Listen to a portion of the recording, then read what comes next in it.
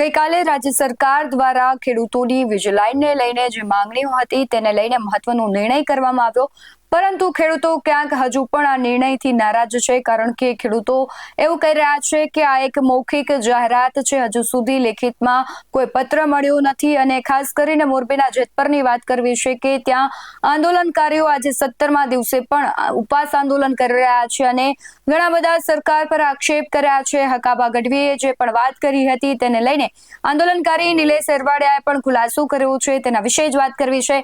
નમસ્કાર, Gujarat BS9 TV ન્યૂઝમાં આપની સાથે હું છું ભગવતી વિશાવડિયા. છેલ્લા લાંબા સમયથી ખેડૂતો ઉપવાસ આંદોલન કરી રહ્યા છે. મોરબીના જેતપરનું આપણે વાત કરીએ તો 17 દિવસથી આજે ઉપવાસ આંદોલન ચાલી રહ્યું છે. ગઈકાલે મહત્વની જાહેરાત રાજ્ય સરકાર દ્વારા કરવામાં આવી. ખેડૂતની જે માંગણી હતી કે જંત્રી ભાવ મુજબ નહીં પરંતુ બજાર ભાવ મુજબ તેમને વળતર આપવામાં આવે, સરકારે એ પણ જાહેરાત કરી, પરંતુ ખેડૂતો એવું કહી રહ્યા છે કે એ મૌખિક જાહેરાત છે, ખેડૂતોને લોલીપોપ આપવાની વાત છે, કારણ કે ડેમેજ કંટ્રોલ કરવું હતું. બાકી હજુ સુધી તેઓની માંગણીઓ છે તે લેખિતમાં સ્વીકારવામાં આવી નથી અને ખેડૂતો છે હવે આકરા પાણીએ છે. ત્યારે મોરબીના જેતપર ખાતે જે આંદોલનકારીઓ છે તેમણે આજે પ્રેસ કોન્ફરન્સ કરી હકાબા ગઢવીથી લઈને સરકાર પર શું પ્રહારો કર્યા છે તેના પર નજર કરીએ. કાલે સરકારશ્રી દ્વારા પ્રેસ કોન્ફરન્સ કરીને જે માહિતી આપવામાં આવેલી છે બરોબર, પરંતુ હજી સુધી પરિપત્ર આવેલ નથી. એટલે પરિપત્ર આવી જાય તે પછી આ પરિપત્ર ગુજરાતના તમામ ખેડૂતોને લાગુ પડે છે. એટલે તમામ ખેડૂતોનો અભ્યાસ કરશે, અભ્યાસ થઈ જશે પછી સાથે મળીને ખેડૂતો નક્કી કરશે કે આગળ શું કરવું.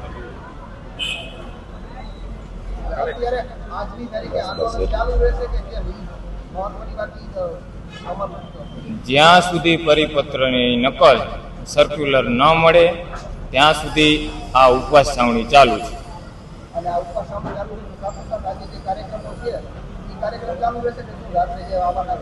હા, એ બાબતે અમારે નિલેશભાઈની કે છે આગળ ચર્ચા કરવાના છે. મારો આજે 17મો દિવસ છે એટલે બોલી શકાય એમ નથી.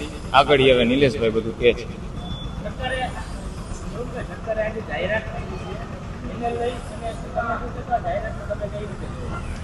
અત્યારે સરકારે જે જાહેરાત કરી છે એ મૌખિક કરી છે. જ્યાં સુધી એને એમેન્ડમેન્ટ એટલે કે પરિપત્ર રૂપે GR રૂપે અમારા હાથમાં ન આવે અને ખેડૂતો, ગુજરાતના આખા ખેડૂતોએ, સમગ્ર ખેડૂતોએ જે સમર્થન આપ્યું છે એની ટૂંક સમયમાં મિટિંગ બોલાવવામાં આવશે, ચર્ચા કરવામાં આવશે અને ત્યારબાદ આગળ વધવામાં આવશે.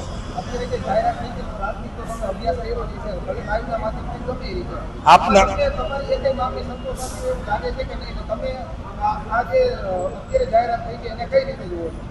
આપના ટીવીના માધ્યમથી જ અમને મેસેજ મળ્યા છે, મીડિયા મિત્રો દ્વારા જ, અને એનું અમે ફક્ત લેસન કર્યું છે. પણ જ્યાં સુધી ઓન પેપર ગવર્મેન્ટ એપ્રુવેડ ના આવે ત્યાં સુધી વેલિડ ગણાય નહીં. એટલે આવ્યા પછી અને ગુજરાતના ખેડૂતો સાથે, સમગ્ર ખેડૂતો સાથે ચર્ચા વિચારણા કર્યા પછી આગળ વધશું.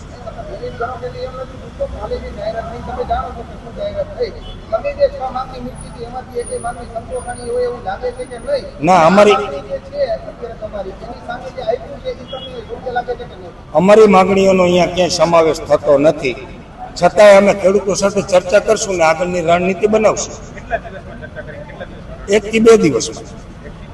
અને આજનો કાર્યક્રમ જે હતો તે કાર્યક્રમ ગામમાં એક અવસાન થયેલ હોવાથી અનિવાર્ય સંજોગોના કારણોસર રદ કરીએ છીએ. કાર્યક્રમ થાય તો આજુબાજુના ગામડા અને મોટું ક્રાઉડ થાય, એના પરિવાર બાજુમાં જ રહે છે તો એ સારું પણ ન લાગે. એટલે ગ્રામજનોની મિટિંગ કરેલ અને ગ્રામજનોએ નક્કી કરેલ કે આપણે આવડો મોટો કાર્યક્રમ નથી કરવો, એ કારણોસર અમે રદ કરીએ છીએ.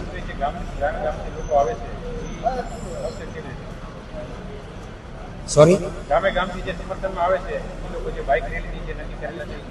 જે અગાઉથી કાર્યક્રમો ફિક્સ કરેલા છે નાના નાના ગ્રામ્ય લોકોના, એ તમામ કાર્યક્રમો રાબેતા મુજબ ચાલુ રહેશે અને છાવણી પણ રાબેતા મુજબ ચાલુ રહેશે.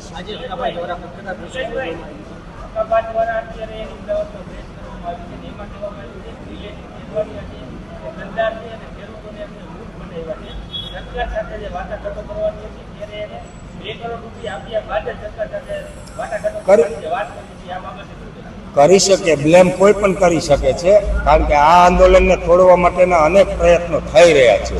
મને કરોડો રૂપિયાની ઓફરો થયેલી છે, ધાક ધમકીઓ થયેલી છે. એ પોતપોતાની ઈચ્છાની વાત છે, કોના ઉપર કેવો બ્લેમ કરવો, પ્રૂવ કરવું એ મહત્વનું હોય છે. આ આંદોલન તોડવા માટેના તમામ પ્રયાસ થઈ રહ્યા છે, પણ ગુજરાતના ખેડૂતો જાગી ગયા છે. કોઈ પણ લોભ લાલચમાં આવ્યા વગર, રાજનીતિમાં પડ્યા વગર પોતાના હક, અધિકાર અને ન્યાયની જ વાત કરશે અને અમારી લડત અવિરત ચાલુ રહેશે. અજાણ્યા માણસો આવી અને લાલચ આપે છે, કરોડો રૂપિયાની. અજાણ્યા માણસો આવી અને ધાક ધમકીઓ આપે છે, ખેડૂતોના સ્વાનમાં આવે છે સેલ્ફી લેવા માટે, અને એક બાજુ બોલાવી અને ધમકીઓ આપે છે, લાલચો આપે છે. આવું બધું તો થતું જ હોય આંદોલનમાં. આ મારો પહેલો અનુભવ નથી, અનેક અનુભવો થઈ ચૂકેલા છે, અને એ અનુભવથી આ આંદોલન મજબૂતાઈથી ચાલી રહ્યું છે. એ સરકારના મળતિયાઓને ક્યાંક ને ક્યાંક તેલ રેડાઈ રહ્યું છે.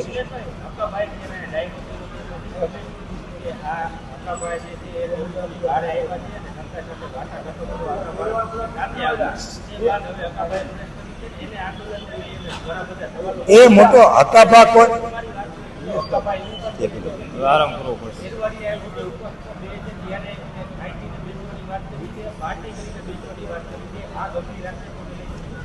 આક્ષેપ કોઈ પણ લગાવી શકે છે.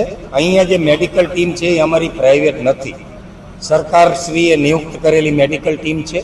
દર 3-4 કલાકે એ લોકો અમારું મેડિકલ કરે છે. જેને પણ શંકા કુશંકા હોય એ અહીંયાથી અમારા રિપોર્ટ લઈ શકે છે. હજુ પણ જે આંદોલનકારીઓ છે, ખેડૂતો છે, તેમાં ક્યાંક આક્રોશ દેખાઈ રહ્યો છે.